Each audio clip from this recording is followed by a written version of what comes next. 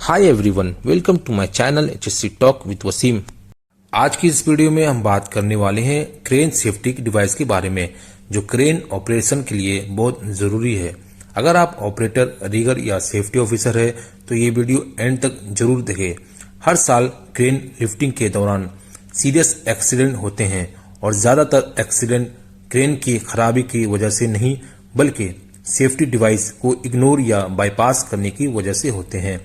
तो चले समझते हैं क्रेन के सेफ्टी डिवाइस को one by one. Load movement indicator LMI crane का सबसे अहम सेफ्टी सिस्टम होता है। ये कंटिन्यू चेक करता है कि कितना लोड उठाया जा रहा है, बूम का एंगल क्या है, बूम का लंबाई कितनी है, लोड क्रेन से कितना डिस्टेंस पर है। अगर लोड क्रेन की सेफ कैपेसिटी से ज़्यादा हो जाए तो LMI पहले वार्निंग अलार्म देता है और फिर डेंजरस मूवमेंट ऑटोमेटिकली लॉक कर देता है। इसका मकसद क्रेन को ओवरटर्न और स्ट्रक्चर डैमेज से बचाना होता है। एंटी टू ब्लॉक डिवाइस यानी A2B, ये डिवाइस हुक ब्लॉक और बूम टिप के दरमियान लगाया जाता है। जब हुक ज़्यादा ऊपर चला जाता है और बूम के करीब पहुंच जाता है तो ये डिवाइस सिग्नल देता है, होस्टिंग मूवमेंट बंद कर देता है।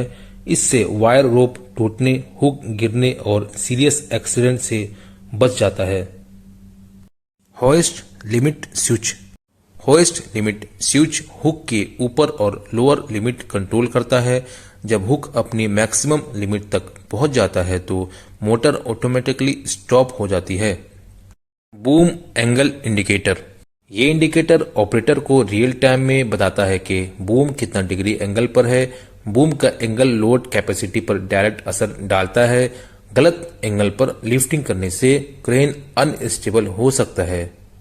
रेडियस इंडिकेटर, ये इंडिकेटर क्रेन के सेंटर से लोड तक का हॉरिजॉन्टल डिस्टेंस शो करता है।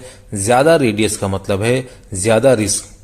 दोस्तों, एक बात याद रखना चाहिए कि हमेशा ऑपरेटर को सेफ रेडियस के अंदर ही काम करना चाहिए।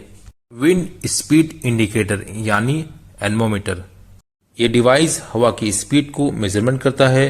क्योंकि हाई विंड कंडीशन में लोड स्विंग करने लगता है, क्रेन कंट्रोल करना मुश्किल हो जाता है। जब हवा सेफ लिमिट से ज्यादा हो जाए तो ये सिग्नल देता है और उस वक्त ऑपरेटर को लिफ्टिंग तुरंत रोक देना चाहिए। Emergency stop switch, emergency stop button emergency के वक्त यूज होता है।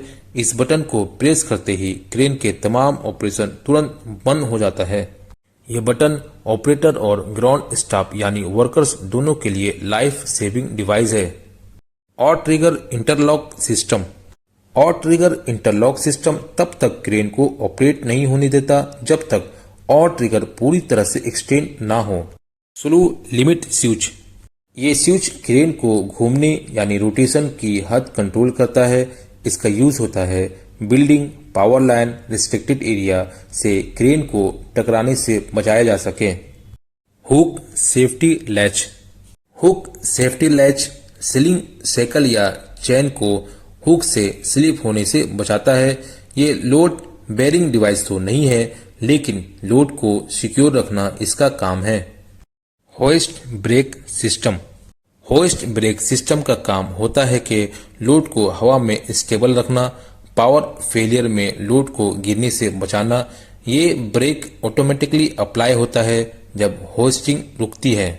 वार्निंग हॉर्न एंड अलार्म, ये डिवाइस क्रेन के मूवमेंट से पहले और इसके दौरान आसपास के लोगों को अलर्ट करता है।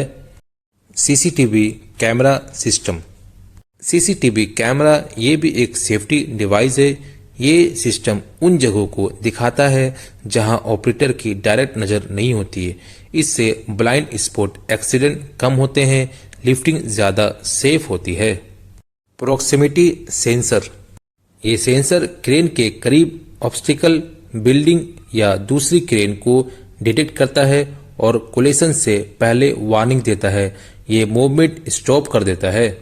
दोस्तों, लिफ्टिंग से पहले क्रेन को अच्छी तरह इंस्पेक्शन करें। किसी भी सेफ्टी डिवाइस को बाईपास करना सीरियस सेफ्टी वायलेशन है। अगर कोई सेफ्टी डिवाइस खराब हो तो क्रेन को आउट ऑफ सर्विस करना लाजमी होता है। दोस्तों, आज हमने क्रेन के सेफ्टी डिवाइस के बारे में डिटेल में बात की। अगर आपको ये वीडियो पसंद आए हो तो प्लीज़ लाइक, कमेंट और सब्सक्राइब जरूर करें। तब तक के लिए स्टे सेफ।